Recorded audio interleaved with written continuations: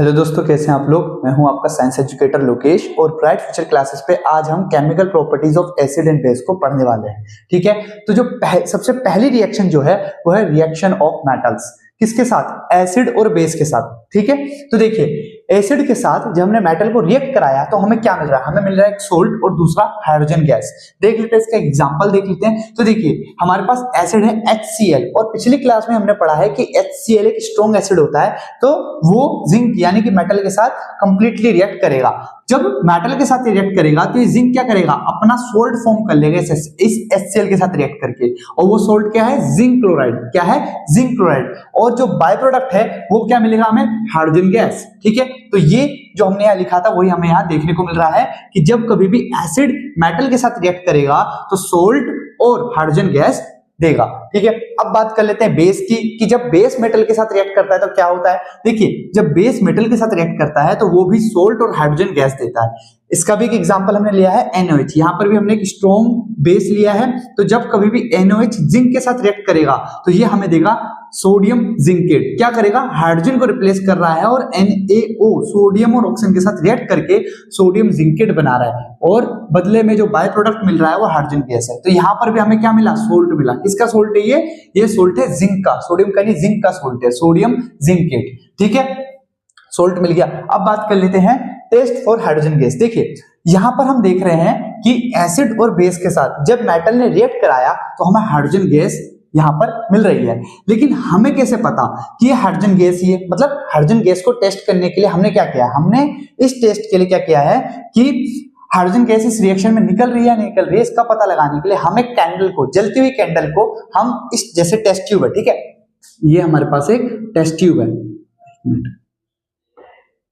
ये हमारे पास test tube है। ठीक है, इस टेस्ट ट्यूब में हमारे पास एसिड है और इसमें हमने क्या किया है? इसमें हमने जिंक को ड्रॉप किया। थोड़े समय बाद हम देखते हैं कि इसी टेस्ट ट्यूब में से जिंक जो है वो जिंक क्लोराइड या सोडियम जिंकेट बना रहा है, और यहाँ पर ये हाइड्रोजन गैस जो है ये निकल रही है। ये क्या है? हाइड्रोजन गैस निकल रही है। अब इसका पता लगाने के लिए कि हाइड्रोजन गैस ही है, हम क्या कर रहे हैं? हम एक कैंडल को इसके पास लेके जा रहे हैं। ठीक है, तो क्या हो रहा है? ये हाइड्रोजन गैस इस कैंडल की जो जो लो है, मतलब जो फायर इसमें से निकल रही है उससे रिएक्ट करके फूट रही है, क्योंकि क्या है? ये तो बबल्स ही है ना, हाइड्रोजन गैस के क्या है? बबल्स हैं, तो वो बबल्स क्या कर रहे हैं? फूट रहे हैं, ब्रस्ट हो रहे हैं, जिसके से एक पॉप साउंड आ रही है। तो टेस्ट ट्यूब के पास जब हम बर्निंग कैंडल लेके जाएंगे और अगर उसमें से हाइड्रोजन गैस निकल रही होगी तो वो पॉप साउंड के साथ जो बबल्स है उसके वो फटेंगे। ठीक है, तो कंफर्म कर देगा कि यहाँ पर हाइड्रोजन गैस ही रिलीज हुई है। तो ये हमने टेस्ट देखा कि hydrogen gas release can be tested by bringing a burning candle near the gas bubble. When we bring the burning candle near the gas bubble, तो क्या होगा? वो गैस बबल क्या करेंगे? ब्रस्ट कर जाएंगे, जिसकी वजह से पॉप साउंड हमें मिलेगी। क्या मिलेगी? पॉप साउंड मिलेगी। ठीक है, अब हम देख लेते हैं रिएक्शन ऑफ मेटल कार्बोनेट और मेटल हाइड्रोजन कार्बोनेट। मतलब हमारे पास क्या है? Metal carbonate. देखिए CO3 2 नेगेटिव, ये होता है कार्बोनेट। क्या होता है? कार्बोनेट। और HCO3 नेगेटिव, ये होता है, मतलब ये भी हाइड्रोजन कार्बोनेट होता है, ये होता है हाइड्रोजन कार्बोनेट। क्या होता है?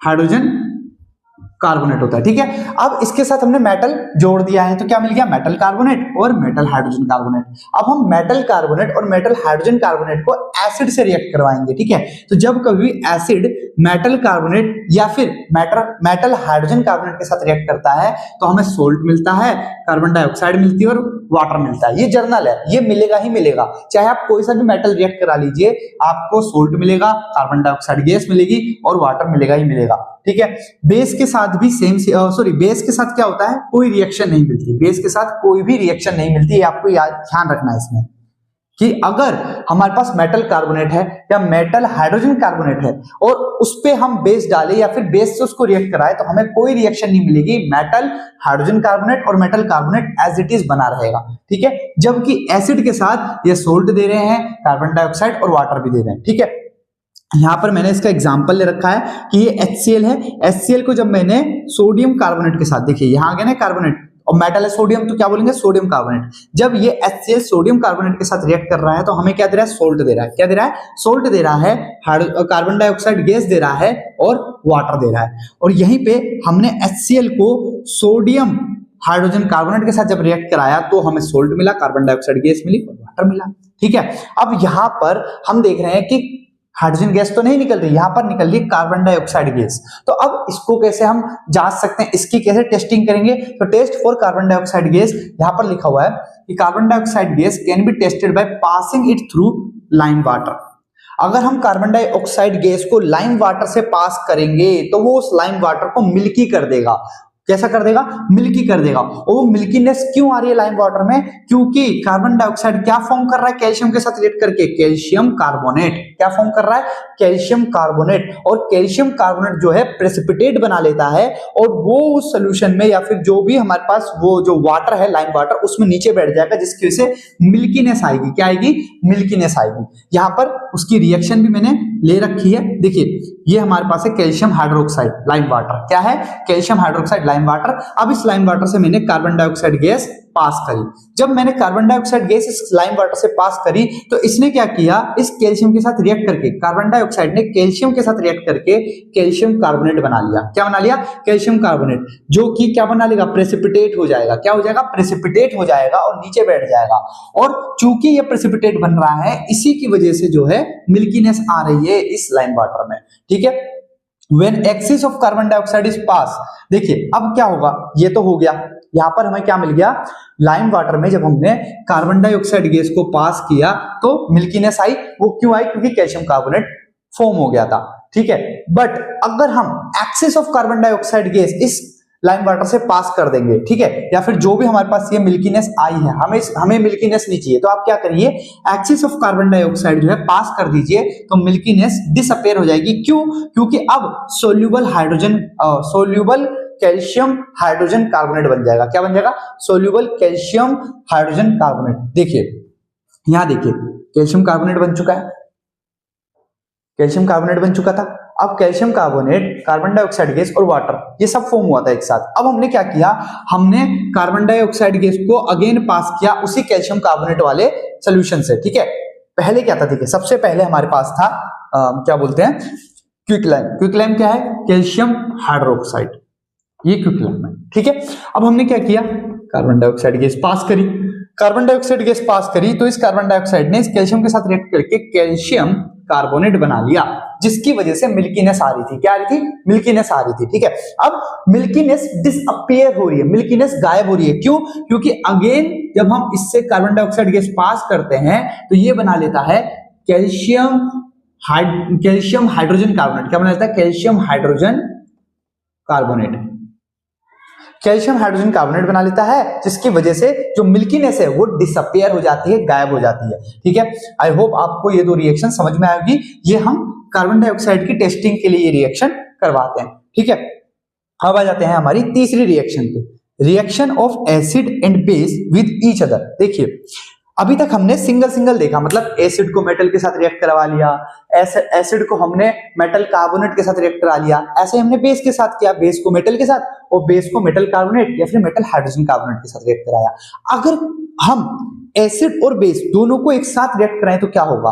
तो होगा ये कि एसिड और बेस आपस में रिएक्ट करेंगे और सोल्ट फॉर्म कर लेंगे। क्या फॉर्म करेंगे? सोल्ट फॉर्म कर लेंगे, न्यूट्रलाइजेशन। ठीक है, न्यूट्रल हो जाएगा। ठीक है, होगा क्या?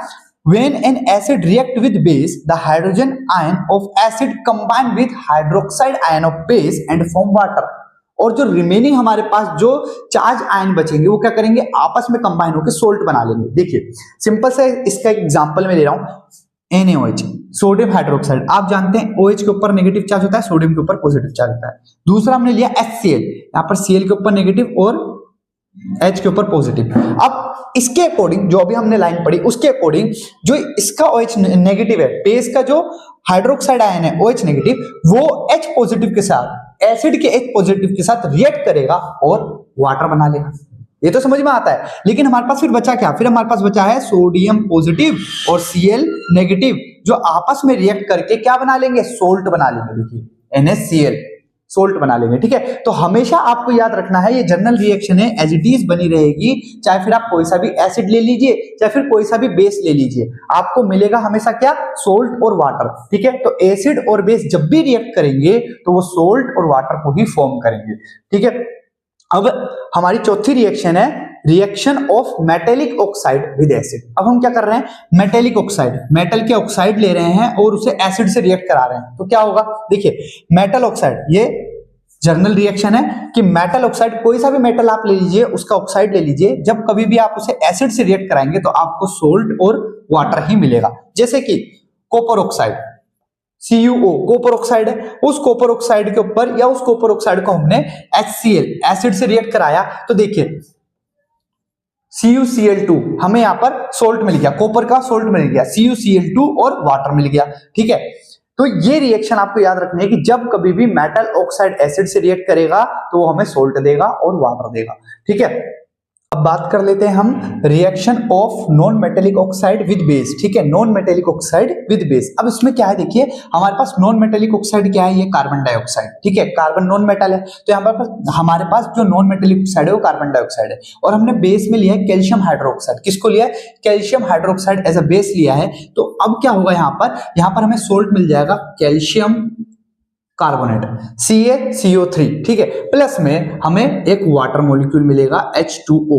ठीक है, तो आप यहां देख सकते हैं कि नॉन मेटेलिक ऑक्साइड को, जब नॉन मेटेलिक ऑक्साइड और बेस को जब मैंने रिएक्ट कराया तो मुझे क्या मिला, मुझे नॉन मेटल का सोल्ट मिल गया, कैल्शियम कार्बोनेट मिल गया और वाटर मिल गया। ठीक है, अब यहां पर एक छोटा सा जो पॉइंट है जो मैं आपको बताना चाहता हूं वो ये है कि एसिड और बेस अगर ज्यादा कंसंट्रेटेड है और उनको आपको डाइल्यूट करना है, जैसे हमारे पास एक एसिड है वो बहुत ज्यादा कंसंट्रेटेड है, ठीक है, बहुत ज्यादा उसके अंदर एसिड है और मुझे उसे डाइल्यूट करना है, तो उस प्रोसेस को कहते हैं डाइल्यूशन। क्या कहते हैं उस प्रोसेस को, डाइल्यूशन कहते हैं। और ये एक एक्सोथर्मिक प्रोसेस होती है। क्या होती है, एक्सोथर्मिक प्रोसेस। मतलब जैसे हमारे पास एसिड है, यहाँ पर हमारे पास एसिड है, मान लीजिए HCl है और कंसंट्रेटेड है, जाहिर सी बात है मैं इसमें वाटर ऐड करूंगा इसको डाइल्यूट करने के लिए, तो होगा क्या, जब ये डाइल्यूट हो रहा होगा तो इसमें से बहुत ज्यादा अमाउंट ऑफ हीट निकलेगी। क्यों हीट निकल रही है, क्योंकि ये एक एक्सोथर्मिक प्रोसेस है। ठीक है, तो ये आपको भूलना नहीं है कि dilution of acid and base are exothermic. क्या होता है, are exothermic, because it generate या it produce loads of heat. ठीक है, तो आई होप आपको लेक्चर समझ में आया होगा। मिलते हैं आपसे नेक्स्ट लेक्चर में।